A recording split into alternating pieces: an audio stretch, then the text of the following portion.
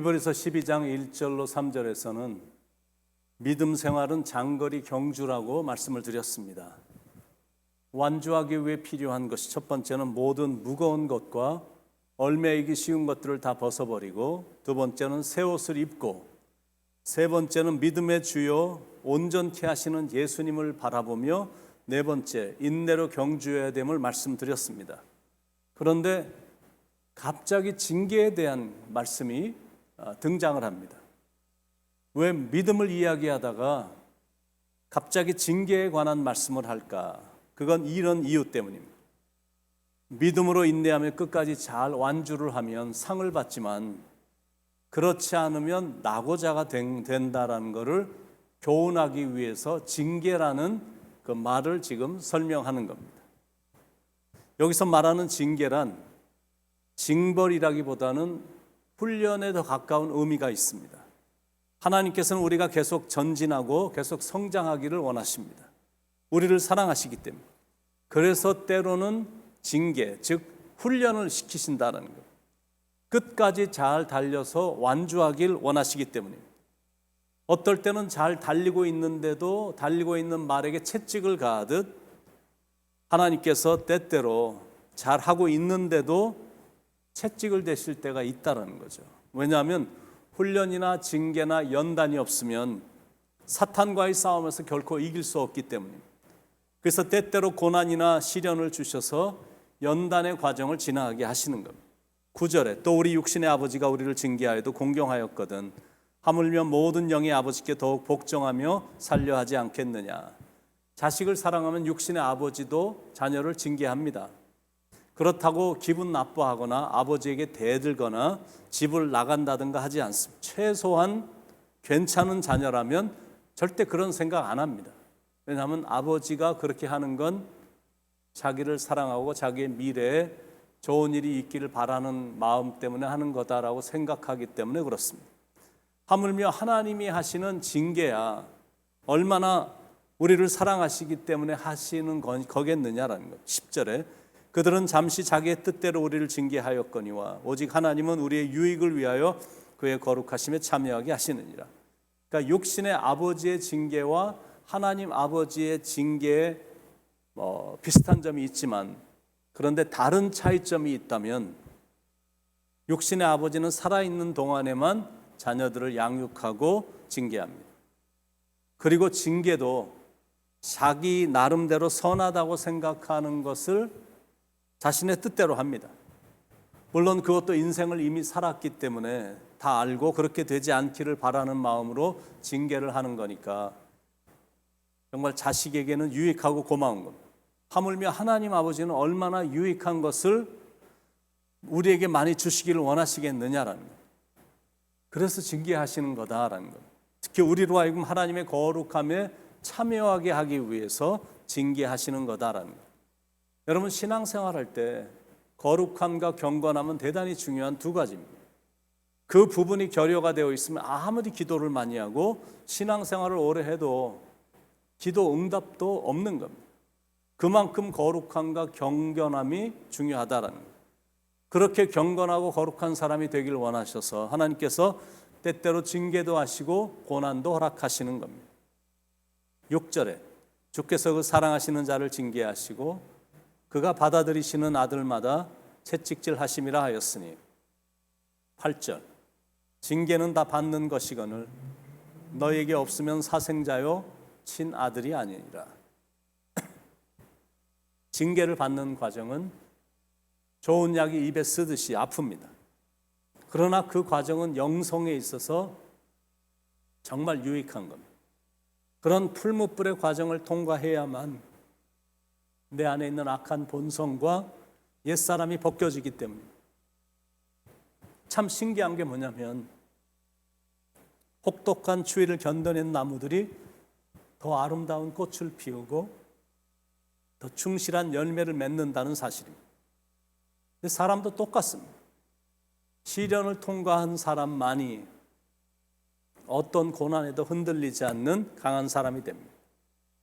허리케인이 가끔 이렇게 찾아오는데 센 바람이 몰아치고 비바람이 몰아치면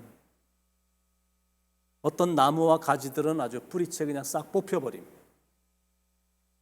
그건 바람이 셌기 때문에도 그런 결과가 나오는 거긴 이유가 되겠지만, 그 나무들이 뽑힌 이유는, 결정적인 이유는 그 나무들이 뿌리가 깊지 않았기 때문이고 속이 부실한 나무였기 때문에 그렇게 쓰러지는 겁니다. 왜냐하면 똑같은 바람이 불었는데 웬만한 나무들은 굳건히 서 있거든. 그 나무들은 견실한 나무였기 때문입니다. 사람도 마찬가지입니다. 징계에 무서운 바람이 불어올 때 좋아할 사람은 아무도 없습니다. 견디기가 어렵기 때문입니다.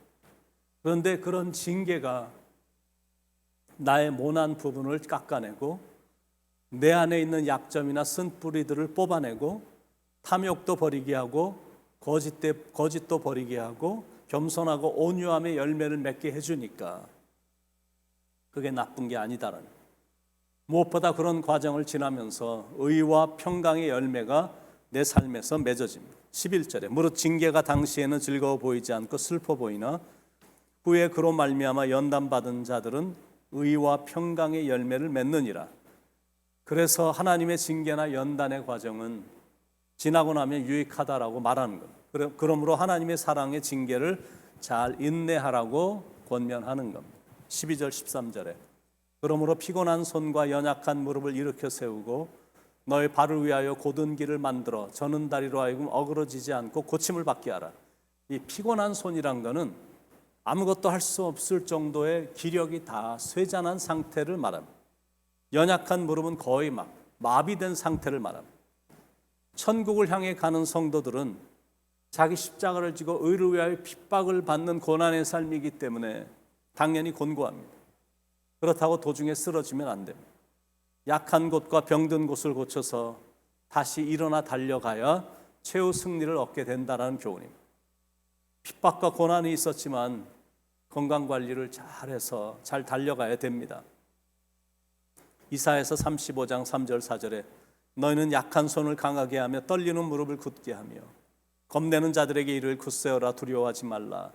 보라 너희 하나님이 오사 보복하시며 갚아주실 것이라. 하나님이 오사 너희를 구하시리라 하라.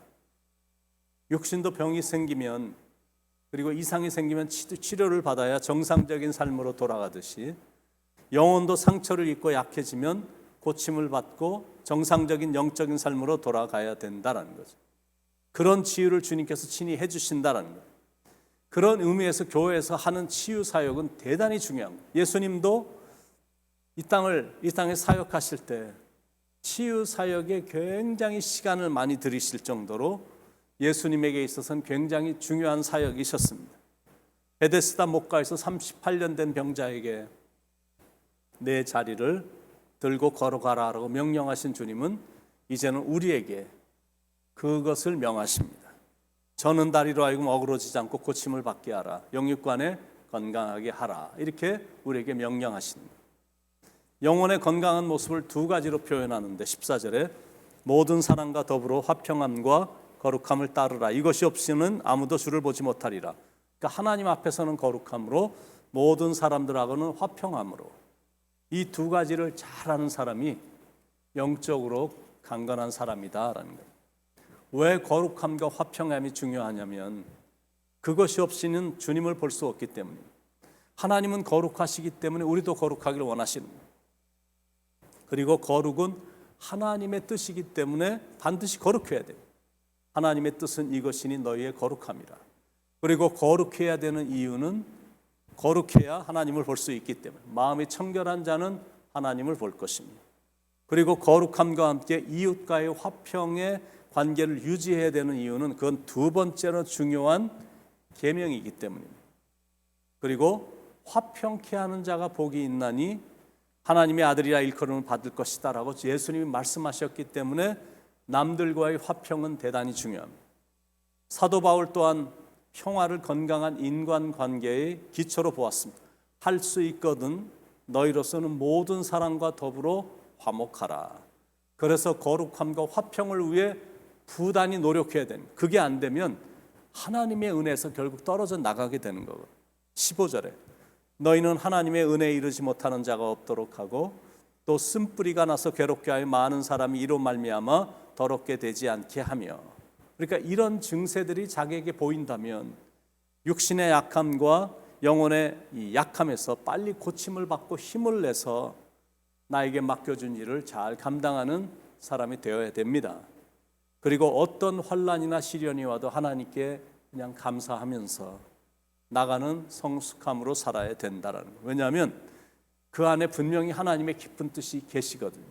그 사실을 분명히 믿고 이 과정은 나를 성숙한 하나님의 사람으로 만들려고 하시는 하나님의 계획임을 믿고 그저 범사에 감사함으로 나가야 된다는 거죠. 때때로 아프긴 해도 몸을 전혀 움직이지 못하는 상태는 아니잖아요. 인생의 화와 복이 순간이 될 수 있거든요. 한 사람의 운명이 하루아침에 바뀔 수가 있는데 약간 힘든 정도니까 그것도 감사한 거고 또 하나님이 내 삶을 책임져 주실 것이니까 걱정 없이 앞만 보고 나가는 겁니다. 그러므로 생각지 않게 일어나는 일에 대해서 너무 불평하지 말고 더 심하게 될 수 있었는데도 이 정도로 끝나게 해주신 하나님께 늘 감사한 마음으로 나가길 바랍니다. 왜냐하면 그런 마음으로 나가다 보면 모든 게 다 아름답게 보이고 감사한 것만 보이게 될 것이기 때문입니다.